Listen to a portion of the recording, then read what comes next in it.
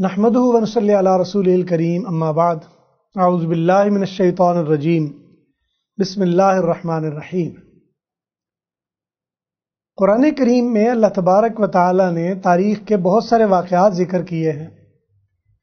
اور ان واقعات کے ذکر کرنے کی وجہ یہ ہے کہ فرمایا اس سے عبرت حاصل کی جانی چاہیے۔ اگر کوئی غلطی ہو گئی آپ آئندہ غلطی نہ کیجیے، اگر اچھائی ہو گئی آپ اس اچھائی کو اختیار کیجیے، اگر کوئی معاملہ اچھا ہو گیا اس کو لوگوں کے سامنے پیش کیجیے، اگر کوئی کام مناسب نہیں ہوا اس میں درستی پیدا کیجیے۔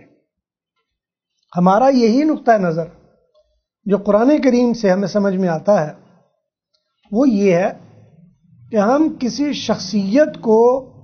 اتنا اونچا نہ لے جائیں کہ وہ خدا کے قائم مقام بنتا نظر آ جائے، یا کسی شخصیت کو اتنا نیچا نہ لے جائیں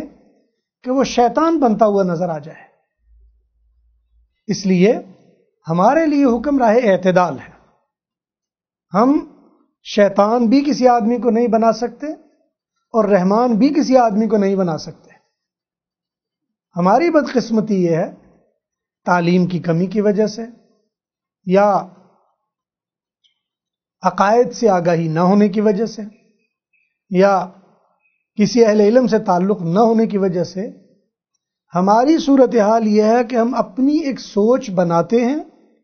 اور اس سوچ کو پروان چڑھاتے ہیں، اور پھر یہ سمجھنا شروع کر دیتے ہیں کہ حق یہی ہے جو میں نے سوچ لیا ہے، اور جو اس کے علاوہ ہے وہ سب باطل ہے۔ اسی ضمن میں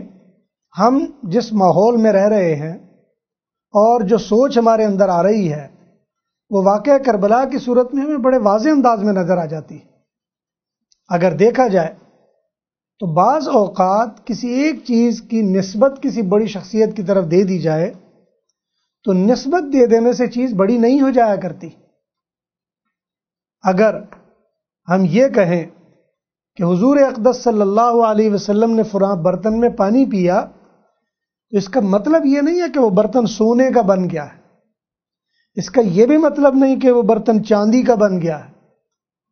اس کا یہ بھی مطلب نہیں کہ وہ برتن جنت کا بن گیا ہے۔ حضور اقدس صلی اللہ علیہ وسلم کا اس برتن میں پانی پی لینا یہ ہمارے لیے سبق یہ ہے کہ اتنی اعلیٰ شان والا بھی اگر ضرورت پڑتی ہے تو ایسی چیزیں استعمال کر لیتا ہے جو عام لوگ بھی استعمال کرتے ہوں گے۔ اور ظاہر بات ہے حضور کی سیرت میں ہم متعدد مرتبہ یہ دیکھتے ہیں ایک ہی برتن میں حضور علیہ السلام نے بھی کھایا پیا ہے، اور ساتھ میں ان کے چچا یا رشتہ داروں میں جو کافر تھے انہوں نے بھی کھایا اور پیا ہے۔ جس طرح کسی کافر کی وجہ سے وہ برتن ناپاک نہیں ہو گیا، اسی طرح کسی مسلمان کی وجہ سے وہ برتن جنتی نہیں بن گیا۔ ہماری کمزوری یہ ہے کہ ہم بعض اوقات کسی شخصیت کی طرف منسوب کرنے کے بعد اس کو ما فوق الفطرت بنا دیتے ہیں۔ اسی طرح بعض اوقات گھوڑے کو حضرت حسین کی طرف منسوب کر لیتے ہیں، بعض اوقات ایک نعلین ہے اسے حضور کی طرف منسوب کر لیتے ہیں، بعض اوقات کوئی اور چیز ہے اسے کسی اور پیغمبر کی طرف منسوب کر لیتے ہیں، اور منسوب کر لینے کے بعد ان چیزوں میں وہ ما فوق الفطرت طاقت سمجھنا شروع کر دیتے ہیں جبکہ ویسا ہے نہیں۔ اگر دنیا میں شیطان مجسم ہو کر آ جائے اور وہ سونے کے گلاس میں پانی پی لے تو وہ سونے کا گلاس پتھر نہیں بن جائے گا، وہ سونا ہی رہے گا۔ اسی طرح اگر شیطان جو لعین ترین ہے اور کائنات میں لعنتوں کا سب سے زیادہ مستحق ہے، اگر وہ کسی چیز کو ہاتھ لگا دے تو ہاتھ لگا دینے سے وہ چیز نجاست نہیں بن جائے گی، وہ وہی رہے گی جو ہے۔ اسی طرح اگر کوئی ناپاک چیز ہے اور اس کو کوئی ولی ہاتھ لگا دے تو ولی کے ہاتھ لگا دینے سے وہ چیز مقدس نہیں بن جاتی، یا وہ ما فوق الفطرت نہیں بن جاتی۔ اور ہمیں اپنے عقائد کے لحاظ سے یہ سمجھنا بہت ضروری ہے، اور یہ لازم ہے ہماری زندگی پر، تاکہ ہمارا ایمان، ہمارا اعتقاد اور ہمارا عمل یہ راہ راست پر رہے۔ اچھائی اچھائی ہے وہ جہاں بھی پائی جائے، اور برائی برائی ہے وہ جو بھی کرنے والا ہو، نیکی نیکی ہے اور بدی بدی ہے، پاک چیز پاک ہے اور ناپاک چیز ناپاک ہے، کسی کے جڑ جانے سے وہ ناپاک نہیں ہو جاتی۔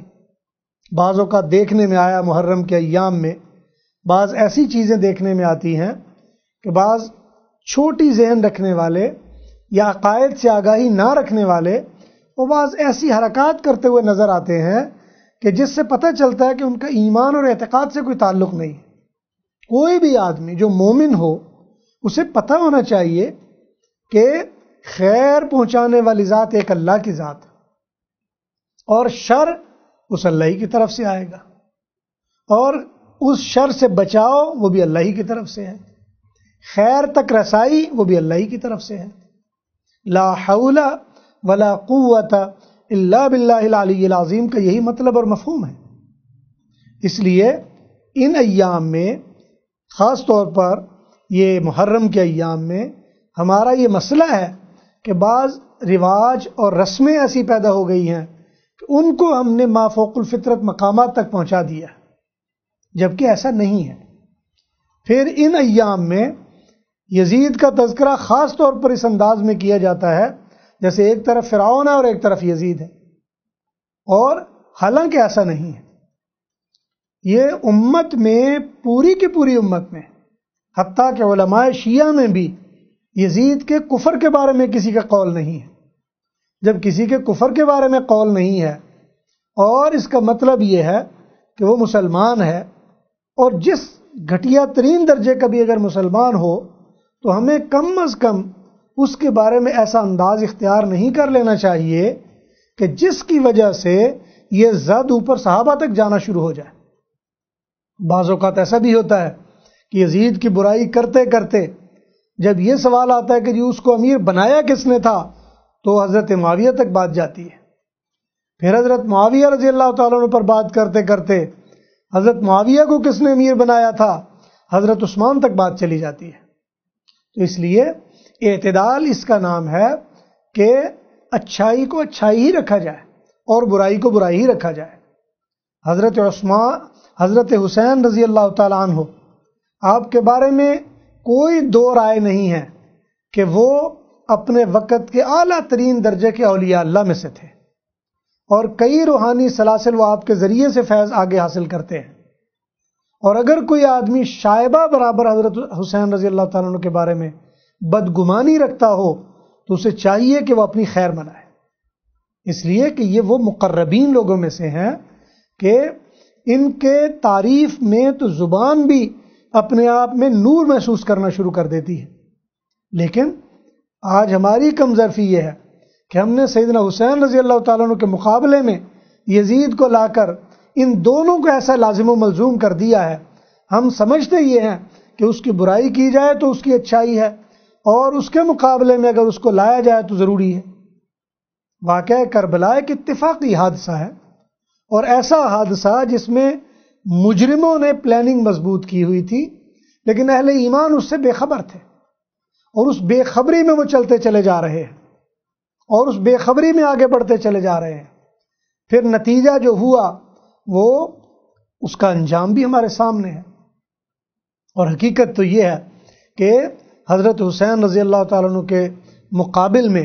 جو فوج ان کو روکنے والی تھی، یہ اصل میں تو وہی لوگ تھے جو ان کو بلانے والے تھے۔ مورخین نے لکھا ہے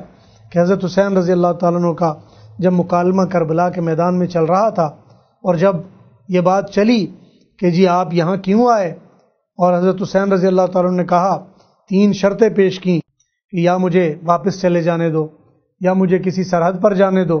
یا مجھے یزید کے پاس جانے دو، اور لمبی بحث ہے یہ۔ تو ایسے موقع پر جب یہ کہا کہ تم نے ہمیں بلایا ہے، حضرت حسین رضی اللہ تعالیٰ عنہ نے مد مقابل طبقے کو کہا کہ تم نے ہمیں بلایا ہے، جب انہوں نے کہا کہ آپ غلط کہہ رہے ہیں، تو حضرت حسین رضی اللہ تعالیٰ عنہ جو ایمان والے تھے، اور ایمان والے آدمی کو جب کہا جائے کہ آپ جھوٹ کہہ رہے ہیں تو یقیناً اس کو جلال آتا ہے۔ حضرت نے فوراً اپنے شاگرد کو کہا کہ لاؤ وہ جا کر وہ ہمیانی اٹھا کر لاؤ، اور وہ توڑے لے کر آؤ جس میں کئی ہزار خطوط کوفہ والوں کے جمع کر کے رکھے ہوئے تھے۔ اور وہ جب خطوط لائے گئے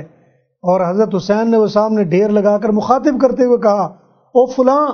تجھے یاد نہیں تو نے مجھے کتنے خط لکھے ہیں، او فلاں تجھے یاد نہیں تو نے مجھے کتنے خط لکھے ہیں. اور حالات یہ ہیں کہ یہ خط اصل میں ان کے موت کے پروانے تھے، اور ان کے پاس ایک ہی راستہ تھا کہ یا اپنے آپ کو موت کے لیے تیار کر لیں یا پھر مد مقابل میں مدعے کو غائب کر دیا جائے. نتیجہ یہ ہوا کہ انہوں نے ہی ایسا بلوہ کیا کہ اس مقدس ہستی کو شہادت کے مقام تک پہنچایا، اور باقی جتنے لوگ تھے